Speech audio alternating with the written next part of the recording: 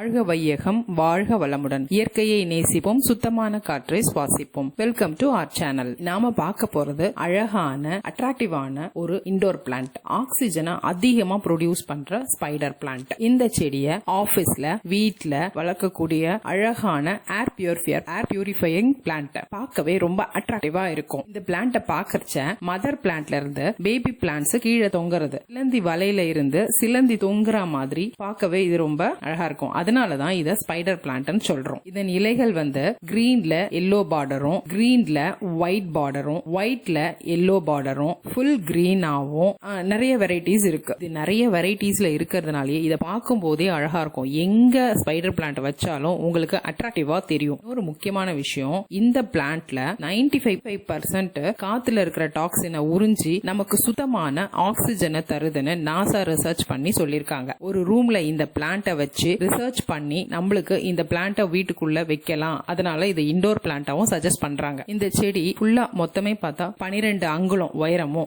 30 centimetre, 6 அங்குலம் பரவலாவும், 15 centimetre அது அளவுக்கு தான் வளரும். ரொம்ப செடியை பாத்தீங்கன்னாவே தெரியும். இது பார்க்க நல்ல புஷியா வளர்ந்துருக்கும். இது ஒரு சின்ன பாட்ல வச்சாலும் சரி, அதை எந்த பாட்ல வைக்கிறோமோ அந்த பாட்டுக்கு ஏத்த மாதிரி வளரும். இதுகளுடைய வளர்ச்சி பாத்தீங்கன்னா ஒரு கொஞ்ச நாள் கழிச்சு நிறைய ஒரு ஸ்டெம் மாதிரி மேல அதுக்கப்புறம் அதுல நிறைய பக்ஸுங்க வரும். அதுக்கப்புறம் அந்த பட்ஸ் மட்டும் ஒயிட் கலர்ல இருக்கும்.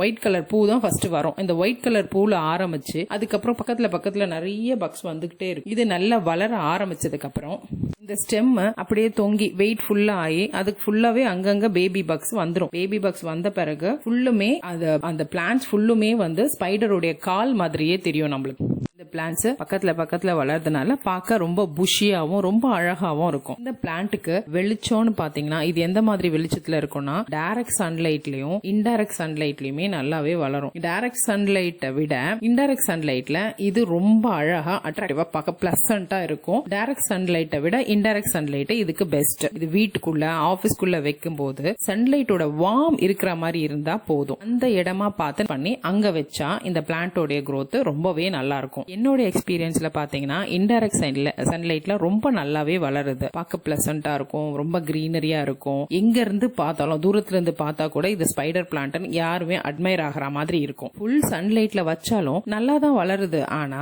அதோட எட்ஜஸ் எல்லாம் ட்ரை ஆயிடும். ரொம்பவே பார்க்க எட்ஜஸ் எல்லாம் கட் பண்ணி விடுற மாதிரி ஆயிடும். எட்ஜஸ் மாத்திரம் அப்பப்ப ட்ரை ஆயிடுது.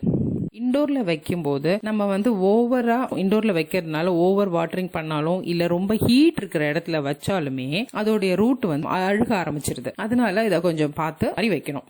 இந்த செடி பாருங்க நல்லா நீட்டா வளர்ந்து இதுல ஃபுல்லா எவ்வளவு பக்ஸ் இருக்கு பாருங்க. இது எல்லாமே பேபி பிளான்ட்ஸ் தான். இதெல்லாமே கட் பண்ணி நம்ம சின்ன பார்ட்ஸ்ல வச்சா அது இன்னும் கொஞ்ச நாள்ல நல்லா வளர்ந்து அது இன்னொரு பெரிய புஷியான பிளான்ட்ஸா நம்மளுக்கு நல்லா வளர்ந்து காமிக்கியான பிளான்ட்டா வளர்ந்துருக்கும். இந்த பிளான்ட் டைரக்ட் சன்லைட்டை விட இண்டோரை விட இன்டைரக்ட் சன்லைட்ல ரொம்பவே நல்லா வளருது. அதனால இண்டோர்ல வைக்கும் போது ஒரு கேர் எடுக்கணும். செமி ஷேடுன்னும் போது ரொம்ப பெட்டரா ஃபீல் பண்றேன் நான். வீட்டோட என்ட்ரன்ஸ், பால்கனி அங்கெல்லாம் நம்ம ஹேங்கிங் பாட்ல போட்டு வளர்த்தா கூட அழகா இருக்கும். வீட்டை சுத்தி கிரீனரியாவும் இருக்கும். வீட்டை சுத்தி நல்ல ஆக்சிஜனும் ரிலீஸ் பண்ற பிளான்ட் நம்ம வச்சிருக்கிறதுனால நம்ம மனசும் உடம்புமே ஆரோக்கியமா இருக்கும். அடுத்து மண் எப்படி இருக்கணும்னா நல்லா ட்ரெயின் ஆகிற உரம் கலந்த மண்ணா இருக்கிறது ரொம்ப நல்லது. கொக்கோ பிட்டு, அப்புறம் இந்த ஈரப்பதம், கொக்கோ பிட்லாம் போட்டு நம்ம மண் கலந்து வச்சிருந்தோம்னா ஈரப்பதமாவும் இருக்கும். ரூட் ஸ்பாயில் ஆகிறத தடுக்க முடியும். அப்புறம் இந்த செடிக்கு ரொம்பவும் தண்ணியும் தேவைப்படாது. இந்த செடிக்கு தண்ணி வேணும் அப்படின்னும் போது நம்ம விரல விட்டு பார்க்கும்போது ஒரு இன்ச்சுக்கு ஈரப்பதம் இருந்ததுனாவே இந்த செடிக்கான தண்ணி இருக்குது போதுமானது. ஃபெர்டிலைசர்லாம் இதுல நல்ல உரம் கலந்து, தட் இஸ் இது நல்ல வளரும் பருவத்துல மந்த்லி ஒன்ஸ் ஃபெர்டிலைசர் அப்ளை பண்ணணும். இது என்ன மாதிரி உரம்னா கார்பன் கலந்த உரம் ரொம்பவே நல்லது. அதுவும் வேர்ல டிஸ்டர்ப் பண்ணாம மண்ணை கிளறிட்டு உரம் போடும் பொழுது ஊட்டச்சத்து வேருக்கு நல்லாவே கிடைக்கும். ஒரு சிலர் செய்யற மிஸ்டேக் என்ன அப்படின்னா, உரம் போடுறன்ற பேர்ல அந்த நம்ம வேர்கிட்டையும் செடிக்கிட்டையுமே போட்டுட்டு தண்ணி ஊத்துவாங்க. அந்த மாதிரி போடாம அந்த தொட்டியில சுத்தி இருக்கிற அந்த டயால உரத்தை போட்டுட்டு அதுக்கப்புறம் தண்ணி விட்டீங்கன்னா அது டைலூட் ஆகி அந்த உரம் வேருக்கு போய் ரீச் ஆகி நல்ல என்ரிச் கொடுக்கும். என்ரிச் கொடுத்து நல்லாவே அந்த செடியை பூஸ்ட் பண்ணி வளர வைக்கும். அடுத்து இந்த செடியை ரீபாட் பண்ணணும்னு நினைக்கும் போது நம்ம கவனிக்க வேண்டிய விஷயம் என்ன அப்படின்னா, உரம் கலந்த மண்ணை முதல்ல ரெடி பண்ணி வச்சுக்கணும். அதுக்கப்புறம் தொட்டிக்கு மாத்தும் போது தொட்டியில உரம் கலந்த மண்ணை ஃபர்ஸ்ட் போட்டுட்டு அதுக்கப்புறம் நம்ம வச்சிருக்கிற செடியை வச்சுட்டு அது ஒரு செடியெல்லாம் வச்சு நம்ம ரெடி ரெடி பண்ண பிறகு 2ல இருந்து 4-5 நாள் வரைக்கும் அது செமி ஷேட்ல இருக்கிற மாதிரியே விட்டுடுங்க. அதுக்கப்புறம் நம்ம எங்க வைக்கணும்னு டிசைட் பண்றோம். இண்டோர்ல வைக்கணும்னா இண்டோர்ல, இல்ல சன்லைட்ல நம்ம வைக்க போறோம்னா சன்லைட்ல வைக்கணும்னா அதுவும் அந்த 4 or 5 days கழிச்சு எடுத்து வைங்க. அப்பதான் அந்த வேர் நல்லா பிடிச்சு அது சஸ்டெயின் ஆகி வளரும். இந்த செடியோடைய லீஃப் எல்லாம்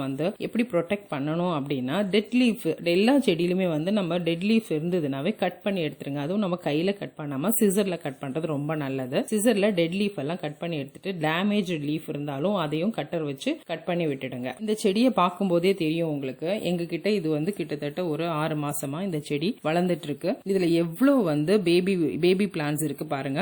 இந்த பேபி பிளான்ஸ் எல்லாமே கட் பண்ணி அடுத்தடுத்து ஒரு சின்ன பாட்ல வச்சோம்னா ரொம்பவே அழகா இருக்கும். அதுக்கப்புறம் இதோட இது நம்ம வீடு ஃபுல்லா நம்ம பார்டர் கட்டலாம். வீட்டுல நம்ம கார்டனிங் பண்ணிருக்கோம் அப்படின்னா தொட்டிங்களுக்கு மத்தியில இதை ஒரு பார்டர் மாதிரி வச்சு டிஃபரன்ஷியேட் பண்ணலாம், செடிகளை டிஃபரன்ஷியேட் பண்ணலாம். ரொம்ப அழகா இருக்கும். இது ஃபுல்லுமே ஹைலைட் பண்ற மாதிரி இருக்கிறதுனால இதை பார்க்கவே ரொம்ப அழகா இருக்கும். உங்களோட கார்டனை இன்னுமே பார்க்க அந்த பியூட்டியா கொடுக்கும்.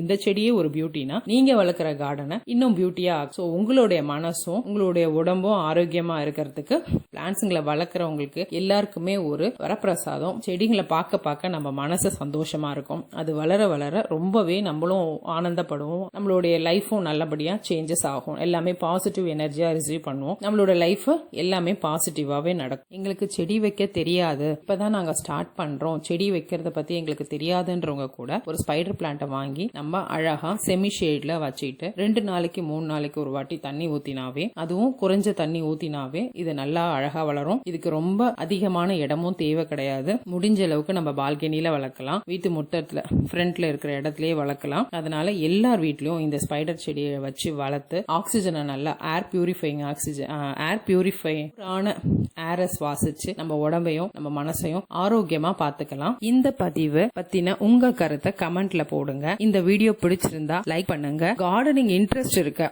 உங்க ஃப்ரெண்ட்ஸுங்களுக்கு ஷேர் பண்ணுங்க. தொடர்ந்து எங்க வீடியோவை பார்க்க சப்ஸ்கிரைப் பண்ணுங்க. பக்கத்துல இருக்க பெல் ஐக்கானையும் கிளிக் பண்ணுங்க. நன்றி. வாழ்க வையகம், வாழ்க வளமுடன்.